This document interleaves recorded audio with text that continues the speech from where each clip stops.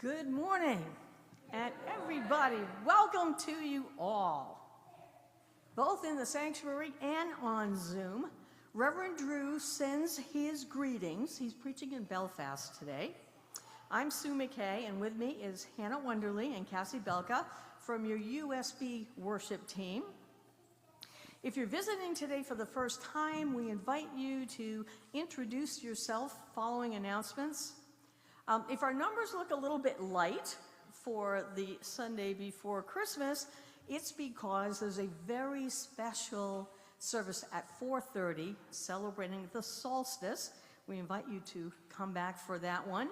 It'll feature the music of Linda Kaler, the UUSB choir, and members of Women with Wings. Linda, you want to just wave your hand there? Okay, now I'll invite Hannah to share announcements for the next couple of days. Good morning. As of 3 minutes ago, if it's 10:06, 10:03, it's officially the solstice, winter solstice, so happy solstice. First, I have an announcement about the silent auction that's been going on in conjunction with the gift table in the Dorothy.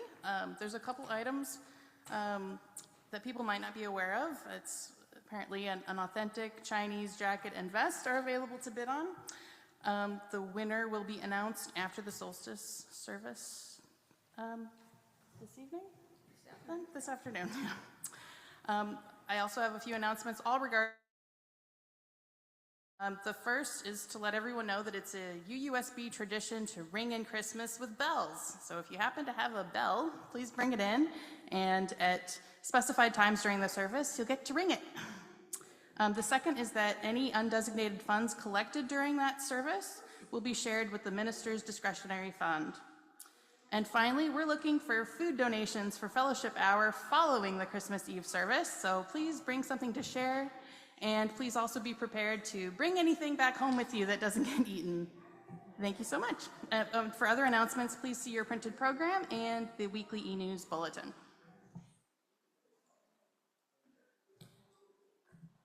If there are people that are visiting for the first time who would like to introduce themselves, Phyllis, do you have the microphone to take around to anybody?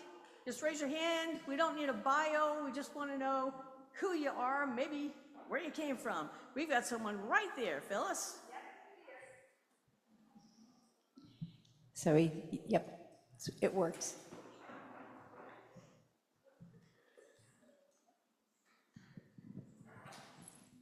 My name is Olivia Danforth, and I'm from Bradford, Maine. And this is my first time to really any church.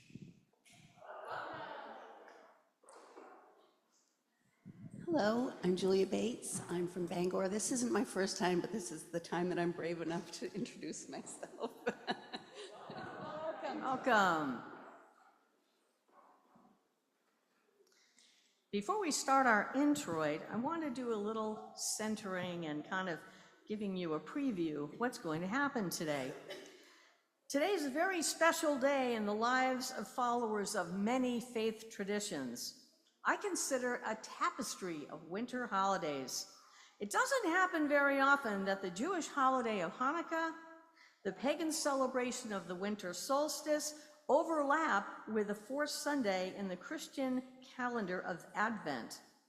While winter solstice is always on the 21st and Christmas is always on the 25th, Hanukkah moves around because it is determined based on the Jewish calendar. Prepare yourself to share the lights of many faith traditions today. And I've asked for the introit to be light one candle from the Jewish tradition.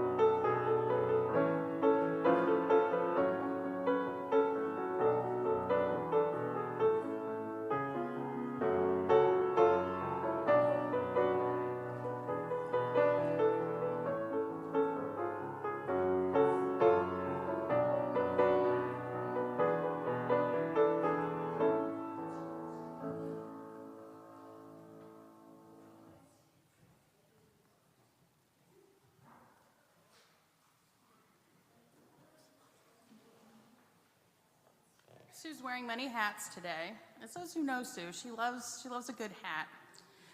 Has quite a collection. So today, as we do each Sunday, we light our flaming chalice, Unitarian Universalism symbol of light and hope. We're lighting some other candles today as well. The first 7 candles in our menorah. Jewish families tonight will light the final candle of Hanukkah, representing the 8 days the oil burned brightly in the rededicated temple over 2,000 years ago.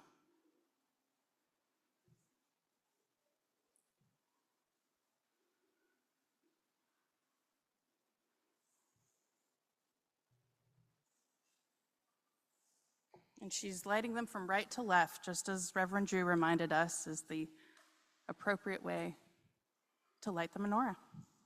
And lastly, we're lighting the 4th candle of Advent, so all 4 candles. And the 4th candle represents love. In this holiday season and throughout the year to come, and always in our lives, may we know we are loved, may we share the love we have, and may we be the love we wish to see. Blessed be. And our opening hymn, It Came Upon a Midnight Clear.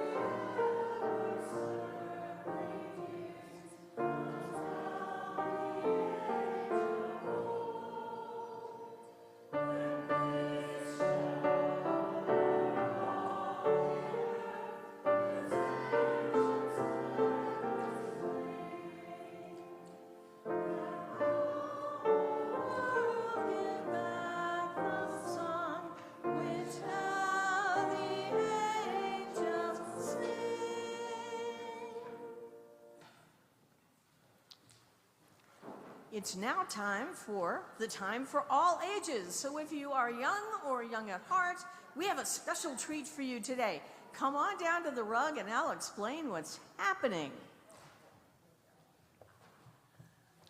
Belinda Gainham, back during COVID,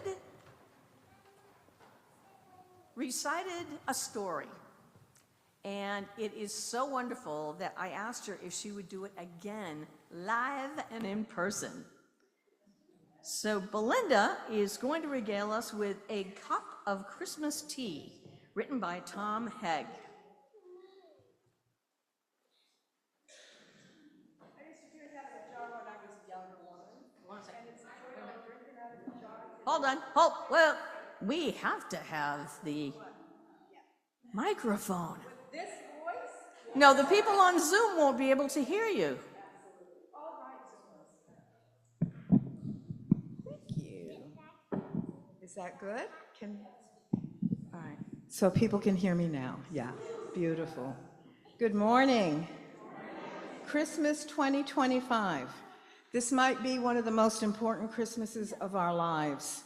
So we have to really celebrate it this year, every little second of it if we can, and be here together, truly together. The log was in the fireplace, all spiced and set to burn.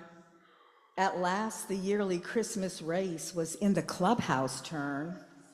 The cards were in the mail, all gifts beneath the tree, and 30 days reprieve till Visa had a hold of me. And though smug satisfaction seemed the order of the day, something still was nagging me and would not go away. A week before, I'd gotten a letter from my old aunt. It read, "Of course, I'll understand completely if you can't, but if you find you have some time, how wonderful if we could have a little chat and share a cup of Christmas tea." She'd had a mild stroke that year, which crippled her left side. Though housebound now, my folks had said it hadn't hurt her pride. They said she'd love to see you, and what a nice thing it would be for you to go and maybe have a cup of Christmas tea. But boy, I didn't want to go. Oh, what a bitter pill. To see an old relation and how far she'd gone downhill. I remembered her as vigorous, as funny, and as bright. I remembered Christmas Eves when she regaled us half the night. I didn't want to risk all that. I didn't want the pain. I didn't need to be depressed, and I didn't need the strain. And what about my brother? Why not him? She's his aunt too. I thought I had it justified, but then before I knew, the reasons not to go I so painstakingly had built were cracking wide and crumbling in an acid rain of guilt. I put on boots and gloves and cap, shame stinging every pore, and armed with squeegee, sand, and map, I went outside the door. I drove in from the suburbs to the older part of town. The pastels of the newer homes gave way to grays and browns. I had that disembodied feeling as the car pulled up and stopped beside the wooden house that held the Christmas cup. How I got to her door, I really can't tell. And I watched my hand rise up and press the button of the bell. I waited, aided by my rocking to and fro. And just as I was thinking I should turn around and go, I heard the rattle of the china against the hutch, against the wall. The triple beat of 2 feet and a crutch came down the hall. The clicking of the door latch and the sliding of the bolt, and a little swollen struggle popped it open with a jolt. She stood there, pale and tiny, looking fragile as an egg. I forced myself from staring at the brace that held her leg. And though her thick bifocals seemed to crack and spread her eyes, their milky and refracted depths lit up with great surprise. Come in, she laughed the words. She took me by the hand, and all my fears dissolved away as if by her command. We went inside, and then, before I knew how to react, before my eyes and ears and nose, was Christmas past, alive, intact. the scent of candied oranges, of cinnamon and pine, the antique wooden soldiers in their military line, the porcelain nativity I'd always loved so much, the Dresden and the crystal I'd been told I mustn't touch. My spirit fairly bolted like a child out of class and danced among the ornaments of calico and glass. Like magic, I was 6 again, deep in a Christmas spell, steeped in a million memories the boy inside knew well. And there, among old Christmas cards, so lovingly displayed, a special place of honor for the ones we kids had made. And there beside her rocking chair, the center of it all, my great aunt stood and said how nice it was I'd come to call.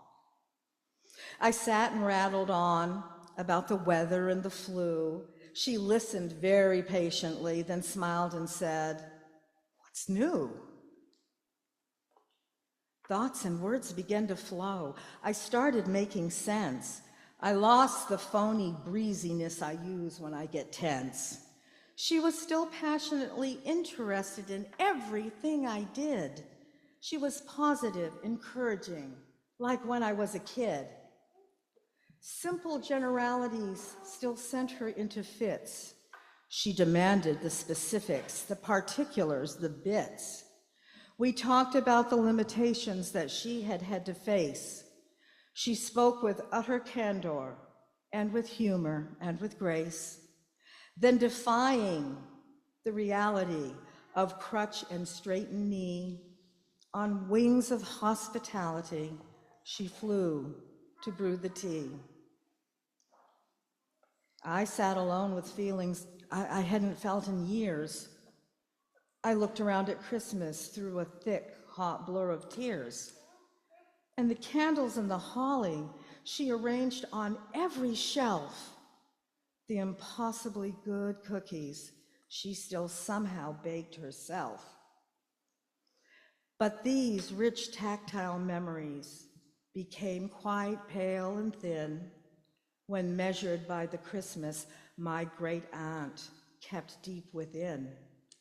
Her body halved and nearly spent, but my great aunt was whole, and I saw a Christmas miracle, the triumph of a soul. The triple beat of 2 feet and a crutch came down the hall, the rattle of the china in the hutch against the wall. She poured 2 cups and smiled. Then she handed one to me, and we settled back and had a cup of Christmas tea.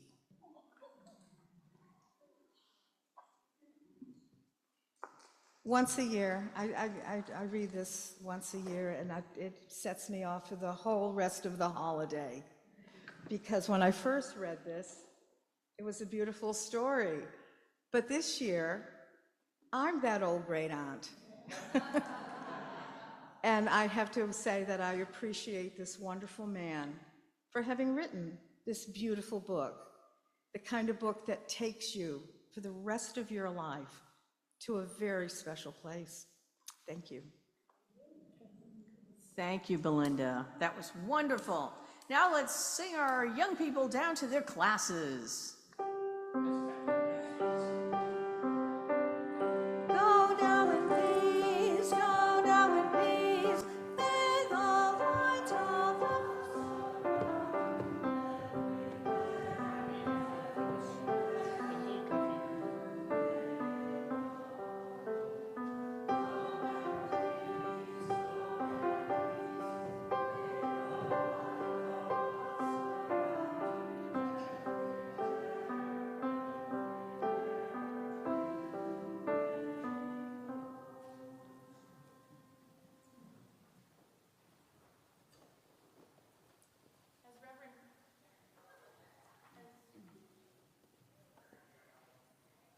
Testing.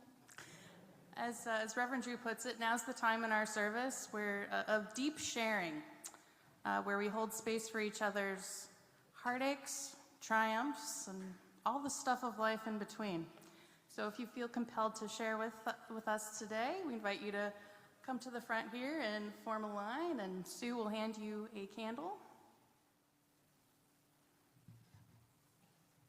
We light one last candle for those whose joys or sorrows remain unspoken, and for those who have no community in which to share.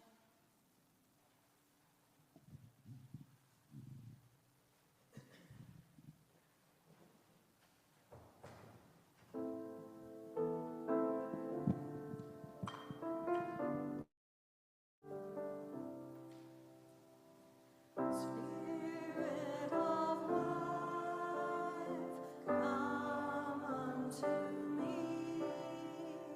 Sing in my heart all the stirrings of compassion. Blow in the wind, rise in the sea. Move in the hand, giving life the shape of justice.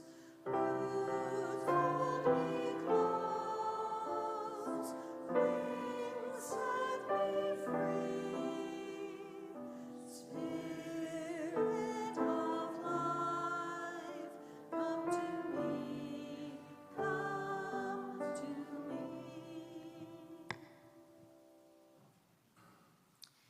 This is the time in our service when we financially support our congregation and the larger community.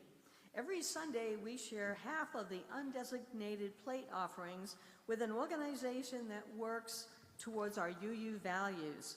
During the month of December, we share with the Greater Bangor Area Homeless Shelter. This shelter is open 365 days a year, providing overnight shelter, day services, a daily soup kitchen, food pantry, and an overnight winter warming center. The plates will be passed.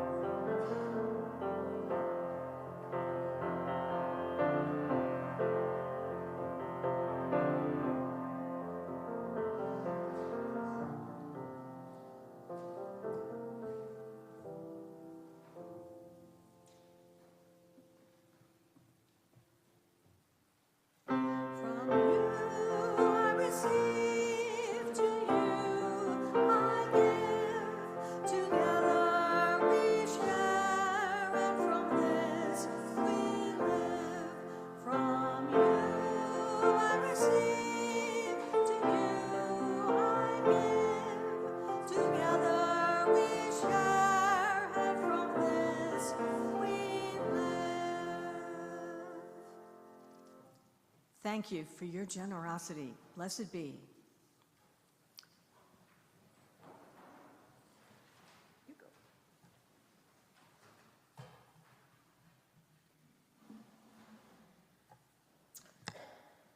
When Sue asked me to choose a reading for today's service, what came to mind and kept coming to mind was a song I loved singing as a little kid in my elementary school's chorus.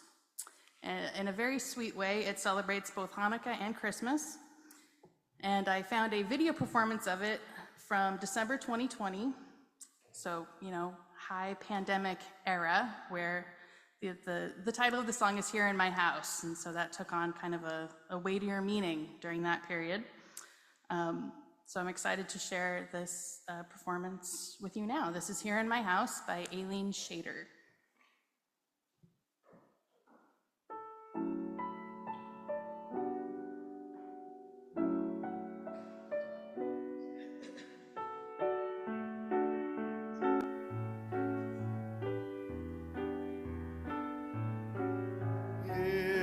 My house, there are candles burning bright, one for every night of the holiday. We gather with friends, sharing gifts and happy times. Happy Hanukkah.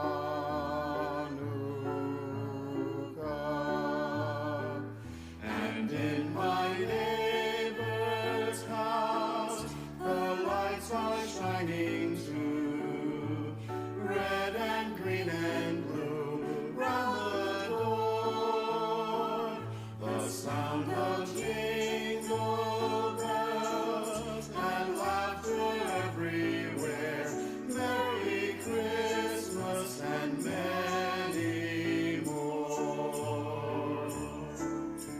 Season of light, season of cheer, season of peace, may it last throughout the year. And in my neighbor's house, the lights are shining too, red and green and blue, round the door. The sound of jingle bells and laughter everywhere. Merry Christmas and many more.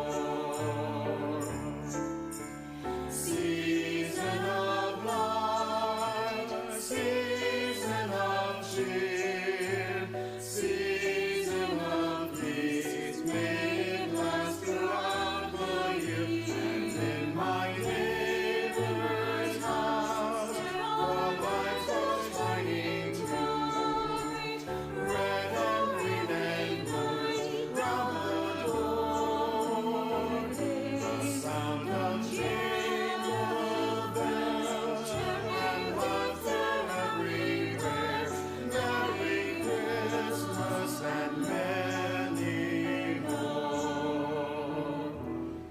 Merry Christmas, Happy Hanukkah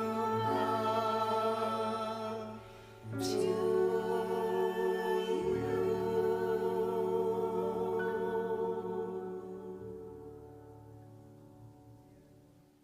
Wasn't that something? As soon as Glenn is able to turn it off. Thank you, Glenn. Thank you, Glenn. There we go. Yeah, when she sent that over to me, I said, oh goodness, we have got to do that. I just love that song. But I want to do a special shout out to UUSB living through that pandemic, in particular, Lori Cartier. Lori was scheduled to be in the pulpit the day that we had to shut down for COVID, and she pulled it off with aplomb, got the music going, and oh my God, they did music.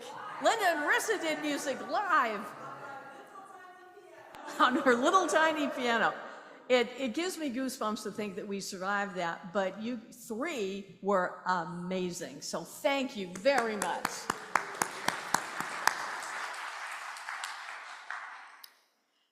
Next, we have some special music. We have to exit stage left, right. We're going down there. Come on.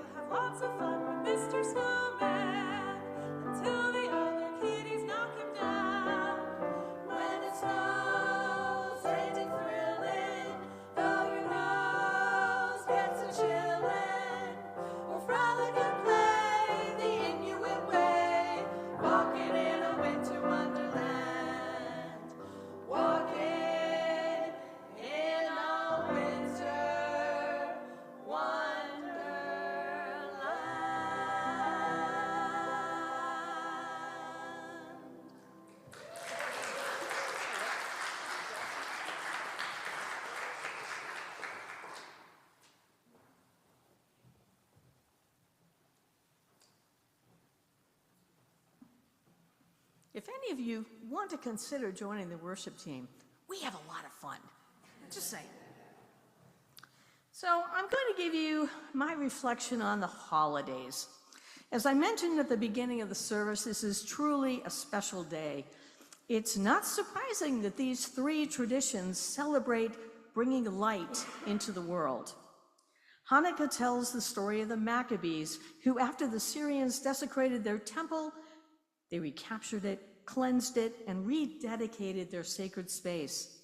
They relighted their lamp, knowing there was only enough oil to last for one day. The miracle is that the lamp burned for 8 days. The 9-candle Hanukkah menorah represents those 8 days, along with the shamas, the extra starter candle. Each Jewish family lights their own menorah during Hanukkah. As Slovi Jonas Wolf explains, in a world filled with frustration, confusion, anxiety, and hatred, Hanukkah gives us the gift of light. The winter solstice has its origins in the Neolithic cultures around 10,000 BC, a celestial turning point marking the shortest day and the longest night of the year. They tracked the cycles of the sun for farming and marked the sun's apparent death and rebirth with rituals. This symbolic battle between darkness and light with the winter solstice as it is the turning point. Again, I invite you to return this afternoon at 4:30 for the very special winter solstice celebration and song. Advent means waiting, and the holiday season is nothing if not about waiting. To get done the chores, to find the right gift, to find time for quiet moments, to accept that our loved ones will not be as we wish them to be sometimes. As we light our candles for this holiday season, this time of waiting, we need to remind ourselves to enjoy the moment, the now, and our lives. Yes, much is coming, and always we wait. But those things to come will also be now when they come. For many of us UUs, we began our lives raised in different faith traditions. Some left those denominations because their doctrines did not speak to them. Some left because they let them down, and in some cases, left scars. Throughout history and to the present day, more harm has been done to peoples around the world in the name of religion than any other source. Unitarian Universalism allows one the freedom to walk their own path, taking solace in the teachings from many faith traditions. Why do we celebrate the birth of Jesus each year?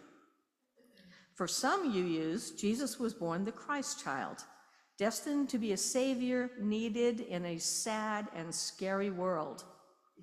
For others, as an adult, he is seen as a prophet who cares for the others, and the people others would pass by on the road and turn away, often with a scowl, offering little help, if any. Why would this baby born in a humble stable be the chosen one? Jesus was a Jew who believed in his faith and his God. He would become, for Christians, the light of the world. Jesus was a good man who cared for his fellow humans, especially the downtrodden. Was he a miracle worker, the Son of God? For me, Jesus' birth is worth celebrating because he was human.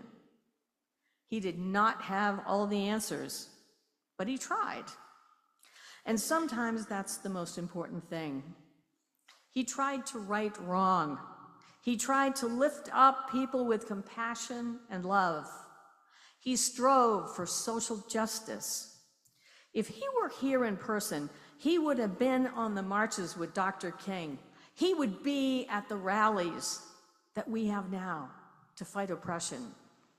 He would comfort those who are sick in body and spirit.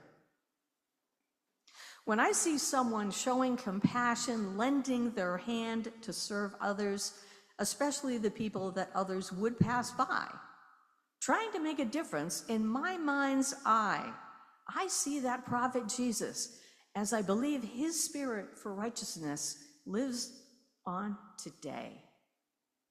Let the lights of the season lift your spirits on even the darkest night. And to quote Tiny Tim, God bless us, everyone. Our closing hymn is Angels We Have Heard on High.